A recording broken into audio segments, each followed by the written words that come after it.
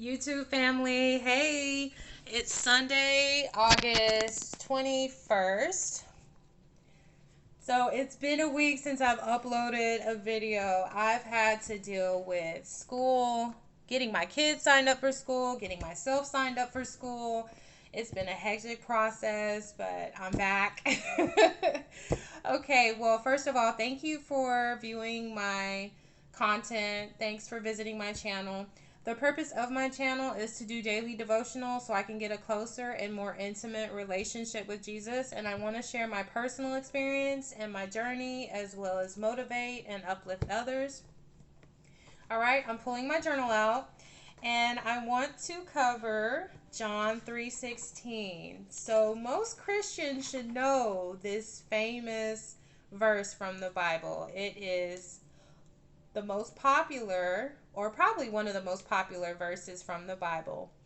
And I wrote down, this is a major scripture and beloved verse to many Christians. It's probably the most well-known verse. God sacrificed his son Jesus for the sins of all humanity. And also, if you believe in Jesus, your soul will be saved.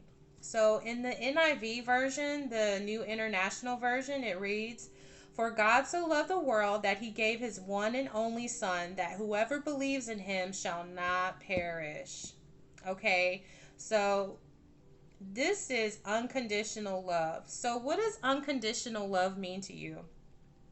So I went ahead and researched what unconditional meant, and it means not temporary, no limits, no strings attached, it's free, it's unselfish, and even with all your flaws, even with every single flaw that you have, Jesus still loves you no matter what. So I really enjoyed doing this here, writing all this stuff down. And then also I was thinking, okay, how can we apply John 3:16 to our life? So we have to remember that God sent his son Jesus to the earth and he showed us the right way to live. So that's how you can apply this to your life. So by following Jesus, you will learn the right way to live your life. Okay, so I wanted to pull it up in the King James Version.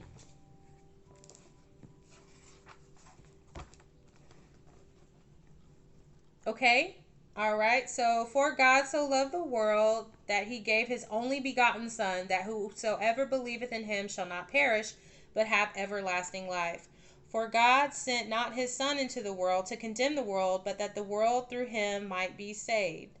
He that believeth on him is not condemned, but he that believeth not is condemned already, because he hath not believed in the name of the only begotten Son of God. And this is the condemnation, that light is come into the world, and men love darkness rather than light, because their deeds were evil. For every one that doeth evil hateth the light, neither cometh to the light, lest his deeds should be reproved. But he that doeth truth cometh to the light, that his deeds may be manifest, that they are wrought in God. Okay, so what I'm taking from this, it's just simple. As long as you believe in Jesus,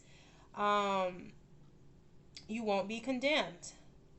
So, and I read all the way to verse 21 in John chapter 3, from verse 16 through verses 21.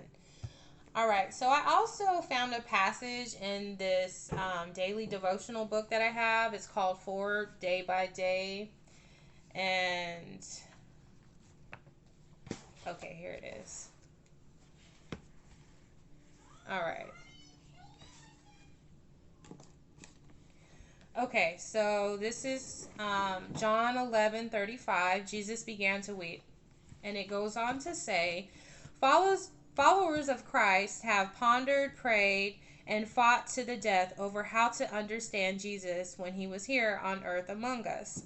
How was it possible that Jesus really was human and experienced life just as we do and yet was also fully divine? Many Christians can't fathom this duality. But look at the story of the raising of Lazarus in the Gospel of John. In today's readings, we experience Jesus as human. He is filled with grief.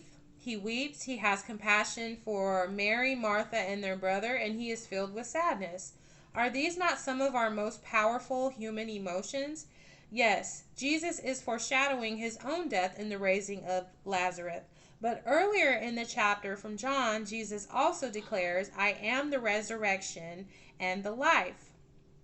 The story of Lazarus' death tells us so much about Jesus, fully human and fully divine. What do we need to learn from this story so we may follow him more clearly today and always? Moving forward, it says here at the bottom, do you struggle with understanding Jesus as fully human and fully divine? Can you think of other stories where Jesus reacts with very human emotions? What does it mean to be both fully human and fully divine? Okay, so if you want to comment in my comment section in regards to that, I would greatly appreciate it. And, maybe we can exchange some ideas together. Okay, all right, so I'm going to go ahead and put this up. And lastly, I just want to go ahead and pull from my mini scripture deck here. And it was purchased off of Amazon. I love Amazon, by the way. They have so many things on there. They pretty much have everything you can think of. Okay, I'll just pull two of them. All right. Okay, so let all that you do be done with love, and love is in all caps. Remember to love. Everything that you do, be done with love. And that's in 1 Corinthians 16:14. And it says on the back, watch, stand fast in the faith, be brave, be strong. Let all that you do be done with love. I urge you, brethren, you know the household of Stephanas, that it is the firstfruits of Achaia, and that they have devoted themselves to the ministry of the saints, that you also submit to such, and to everyone who works and labors with us. So I read all the way to verse 16, and that's 1 Corinthians 16:13 through 16. Okay? All right, and the last card here. My flesh and my heart may fail, but God is the strength of my heart and my portion forever. Forever and ever. Okay, so on the back it reads, whom have I in heaven but you? And there is none upon earth that I desire besides you. My flesh and my heart fail, but God is the strength of my heart and my portion forever. Remember we were talking about unconditional? Okay, and this reads, you are my heart. But God is the strength of my heart and my portion forever. That's Psalm 73, verses 25 through 26. That's another beautiful card. It looks like a mountain with some snow on it. Okay. All right, you guys. Well, that's all I have for today. I really appreciate you for viewing this content, and I will catch you next time.